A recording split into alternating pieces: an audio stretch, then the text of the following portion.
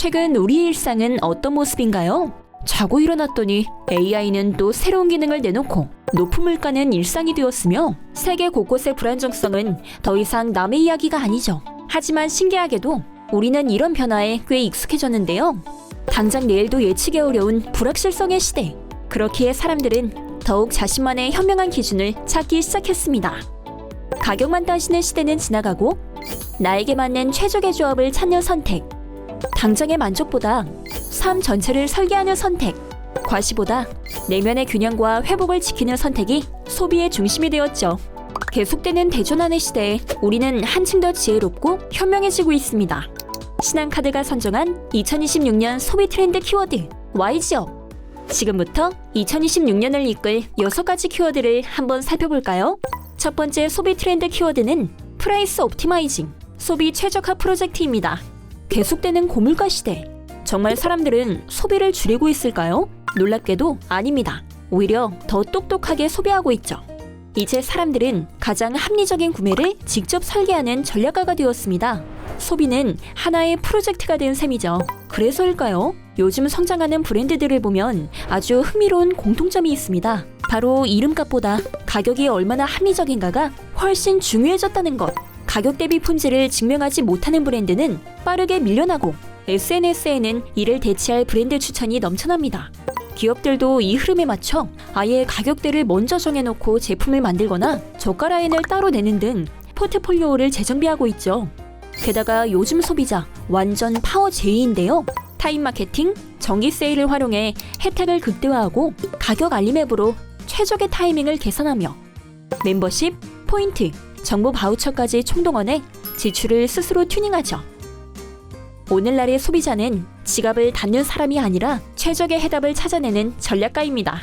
첫 번째 키워드, 프라이스 옵티마이징이었습니다. 두 번째 소비 트렌드 키워드는 에이전트 에즈 미, 확장된 자아로서의 AI입니다. 쇼폼 휙휙 넘기다가 이런 콘텐츠 마주친 적 다들 한 번쯤 있을 거예요. 이미 AI는 다양한 곳에서 일잘러들의 비서로 활동하고 있습니다. AI 언급량, 구독 AI 개수만 봐도 우리 일상 속 AI의 비중이 꽤 커졌다는 게 느껴지죠. 그런데 과연 AI가 우리의 업무적 자아에만 머물까요? 직장인의 감정을 귀엽게 표현하는 햄치, 브랜드의 새로운 지적 자산이 된 기업 챗봇, AI 페르소나가 캐릭터화되면서 새로운 커뮤니케이션 방식이 탄생했습니다. 이런 매력적인 캐릭터를 만들기 위해 AI의 고가 플랜을 이용하는 사람들도 늘어나고 있죠. 소비에서도 AI는 중요한 조력자입니다. 앱에서 대화하다 바로 결제하고 취향, 혜택, 가격을 한 번에 묶어 추천해주고 정말 편리한 세상이에요. 나아가 투자 판단에 AI를 적극적으로 활용하는 사람들이 늘면서 어려웠던 금융지식의 문턱도 낮아지고 있습니다. 미국에서는 챗 GPT가 잠시 중단됐을 때 주식 거래량이 눈에 띄게 감소했다는 분석도 있을 정도죠. 일뿐만 아니라 재미와 공감, 쇼핑, 재테크까지 앞으로 AI는 우리의 삶을 어디까지 바꿔놓을까요? 두 번째 키워드, 에이전트 에즈 미였습니다. 세 번째 소비 트렌드 키워드는 뇌양형 소비, 느림의 미학의 재부상입니다. 요약 콘텐츠마저 입에 속으로 보는 세상에 느림의 미학이라니, 이게 대체 어떻게 된 걸까요? 놀랍게도 최근 사람들은 뇌가 제 속도를 되찾을 수 있는 경험을 다시 추구하기 시작했습니다. 롱폼 예능이 100만 뷰를 찍고 딥폼 팟캐스트가 인기를 끄는 것도 쇼폼의 자극에 필요해진 사람들이 다시 자신만의 페이스와 깊이를 찾고 있다는 증거겠죠. 독서와 관련된 활동에서도 이런 변화가 보입니다. 문학, 철학 필사책이 베스트셀러가 되고 조용히 글을 쓰는 라이팅 카페가 늘어나고 읽기를 넘어 쓰기와 사유가 새로운 힐링 방식이 됐죠. 그리고 이 모든 흐름의 중심엔 빠르게 변화하는 기술 속에서도 인간만의 감각을 회복하고 싶은 욕망이 있습니다. 나아가 클래식과 고전도 다시 떠오르고 있는데요. 소설, 시 등 문학도서 소비와 클래식 공연 소비가 꾸준히 늘고 고가의 음향 설비를 갖춘 감상 공간을 즐기는 등 교양을 체험하는 흐름이 강해지고 있죠. 피로해진 뇌를 위해 오늘 클래식 한 곡 들어보는 건 어떨까요? 세 번째 키워드, 뇌양형 소비였습니다. 네 번째 소비 트렌드 키워드는 슈퍼 이끌림, 덕질이 세상을 구한다 입니다. 더 이상 덕질은 마이너한 문화가 아닙니다. 오히려 서브컬처는 주류 문화를 완전히 선도하고 있는데요. 넷플릭스 이용자의 절반 이상이 애니 시청자. 애니메이션 특화 라프텔은 국내 OTT 중 유일한 흑자. 극장과 장기 흥행의 주인공도 애니메이션. 심상치 않죠? 이제 사람들은 단순 관람을 넘어 IP 세계관을 직접 경험하고 싶어 합니다. 원하는 굿즈를 위해 지방 해외 원정은 기본, 서울국제전자센터, 부산 서면, 대구 동성로와 같은 서브컬처 성지들이 전국적으로 생겨나고 AK플라자, 홍대점, 쇼핑몰도 아예 서브컬처 특화관으로 재편되고 있어요. 가차, 쿠지, 인형 뽑기 같은 체험형 소비가 인기인 것도 IP를 그냥 보는 게 아니라 뽑고, 모으고, 분석하고, 공유하는 참여형 재미가 중요해졌기 때문입니다. 가슴을 설레게 만드는 스토리와 캐릭터가 있다면 어디든 달려가는 사람들. 네 번째 키워드, 슈퍼 이끌림이었습니다. 다섯 번째 소비 트렌드 키워드는 건강기획, 건강관리의 새로운 패러다임입니다. 이제 건강은 운동, 식단만으로 끝나지 않죠. 사람들은 몸과 마음의 상태를 체크하며 관리 전략을 기획하는데요. 빠른 효과의 하드케어부터 느리지만 의미 있는 소프트 케어까지 지금은 건강을 다각도로 관리하는 시대입니다. 요즘 집에서 관리하는 하이테크 케어가 뜨고 있다는 점 알고 계셨나요?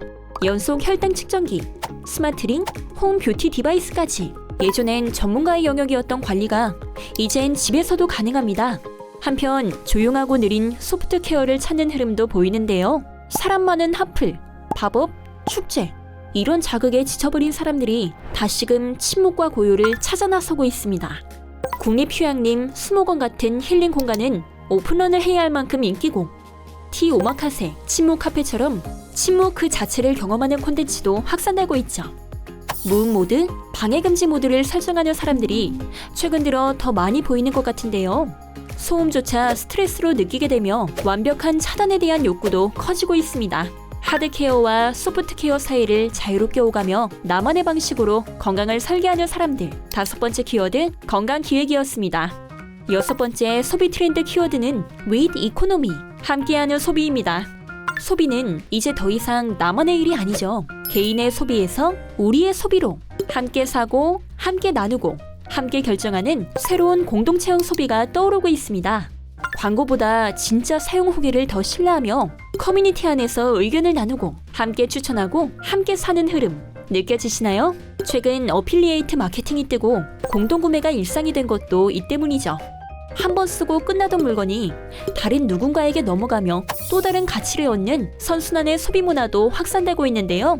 번개장터, 당근마켓 같은 P2P 플랫폼과 후발주자인 버티컬 이커머스 플랫폼을 넘어 백화점, 패션 브랜드까지 리세일 시스템을 직접 운영하며 새 상품, 중고, 또 다른 소비로 이어지는 선순환 구조를 만들고 있습니다. 함께 사고, 나눠 쓰고, 더 오래 쓰는 시대. 여섯 번째 키워드, with economy였습니다. 지금까지 신한카드가 선정한 2026년에 주목해야 할 소비 트렌드 키워드 6가지 Y지업을 알아보았는데요. 불확실성과 불안은 점점 커지고 있지만 우리는 이에 굴하지 않고 시대의 변화에 발맞추어 새로운 해답과 지혜를 끊임없이 찾고 있습니다. 2026년 방향을 잃지 않고 지혜롭고 현명한 선택을 위해 Y지업하는 한 해가 되길 바랍니다.